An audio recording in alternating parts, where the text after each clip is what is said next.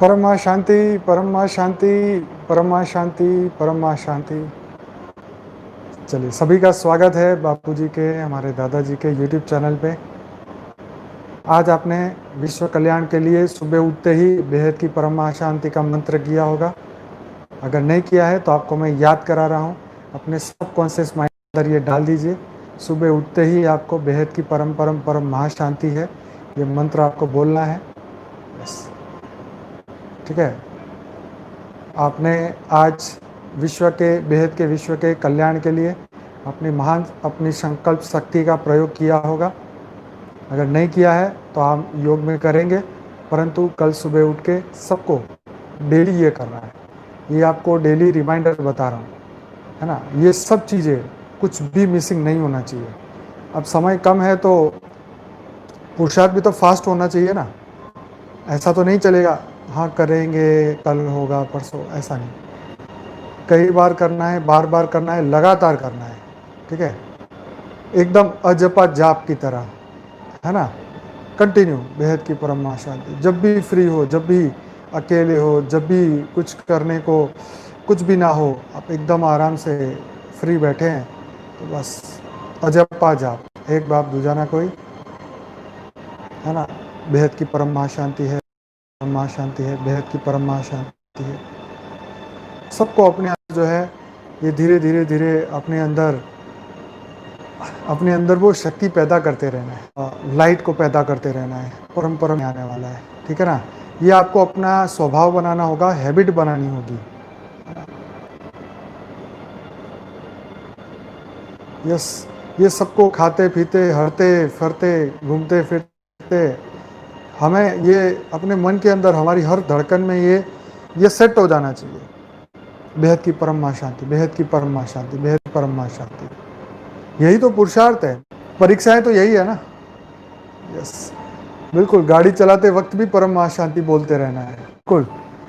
अब माँ बापू जी हमारे पास पावर हाउस, जिनको उनके अथक परिश्रम और उनके विश्वास और उनकी सच्चाई, उनकी लगन, उनकी तपस्या, ये सभी चीज़ें जो हैं वो हमारे अंदर जो है वो हमें प्रेरित करती है कि हम भी इस रास्ते पे चलें, हम भी इस रास्ते में खूब आगे बढ़ें।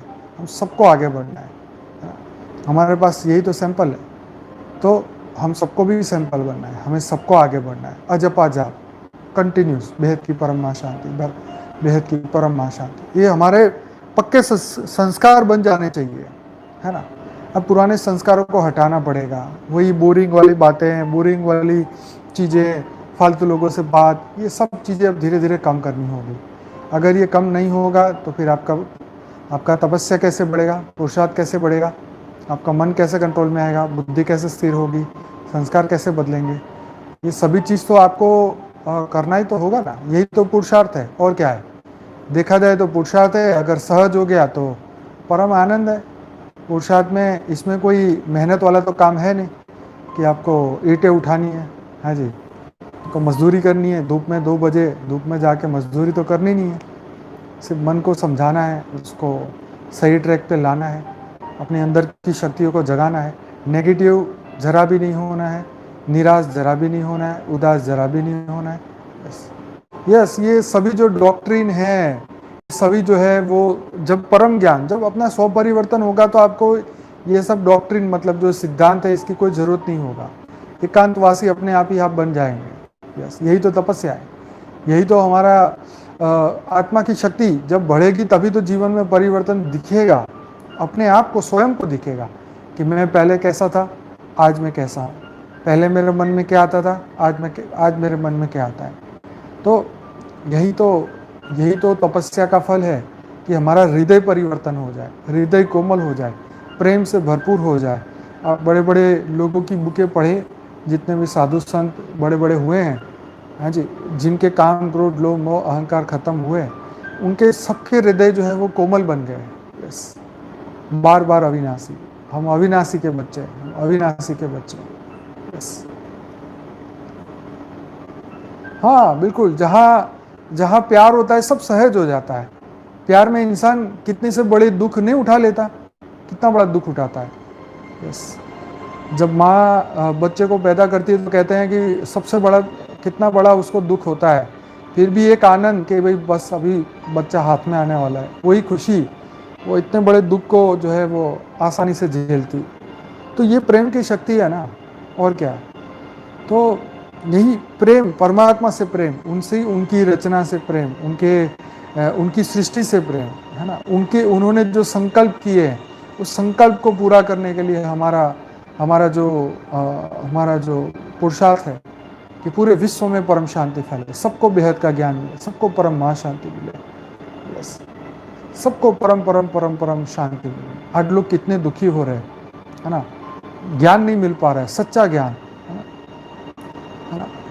सबको सुख और दुख से ऊपर उठने का ज्ञान ढूंढना चाहिए, है ना। आज लोग इतना पूरे दिन लगे रहते हैं परंतु सत्य ज्ञान नहीं मिलता, है ना। सच्चा प्रेम परमात्मा से हो नहीं पाता। क्यों नहीं हो पाता? क्योंकि झूठों से लगाव है। कहाँ से होगा? एक जगह नहीं 10 जगह जाते हैं, कहाँ से होगा? जितनी जगह जाएंगे उतनी जगह फंसेंगे, है जी। सिद्धि तंत्र मंत्र उनके चक्करों में मत पड़ो, वो सब तो धरती लोक में फंसाने वाले हैं।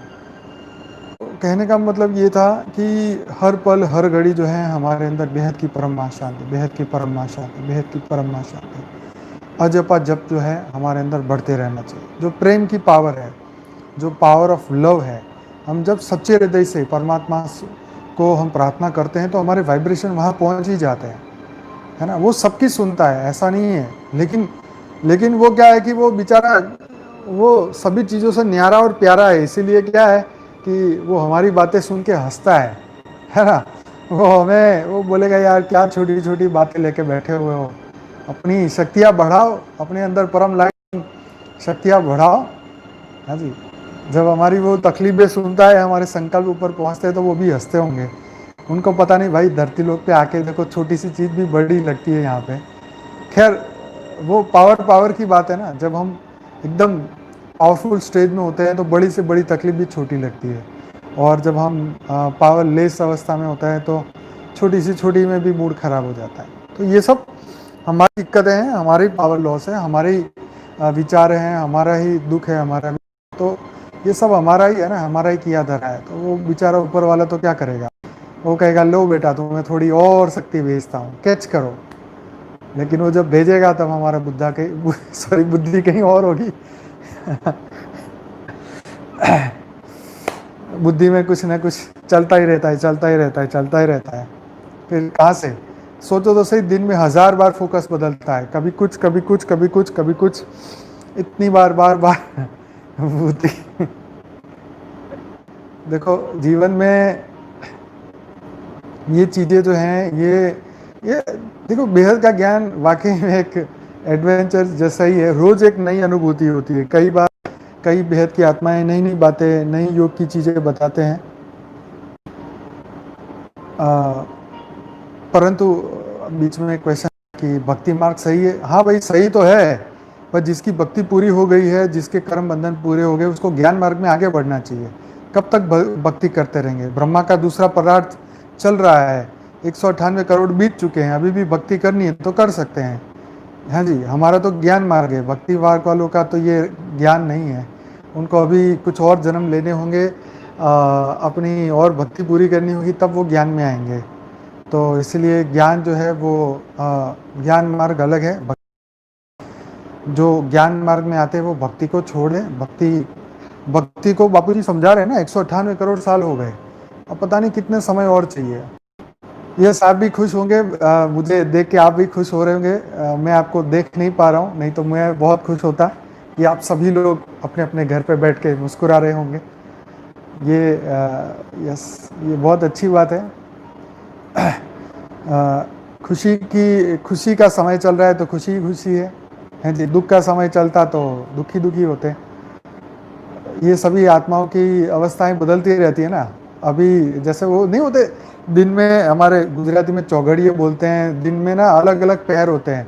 अभी काल चल रहा है, अभी चल रहा है, अभी पता नहीं, ऐसे चौघड़िए के नाम होते हैं। चौघड़िया मतलब वो डेढ़ घंटे का होता है। बापूजी पहले हमने जब गाड़ी परचेस करने जाते थे तो बापूजी हमें वो कैलेंडर में से ना वो टाइम ढूंढ के बताते थे। वो डेढ़ घंटे का है, तो बापूजी बोलते थे कि इस 1.5 घंटे के अंदर गाड़ी की डिलीवरी लेनी है। मतलब ये काफ़ी पुरानी बात है, तो इसलिए मुझे ये चीज़ याद है।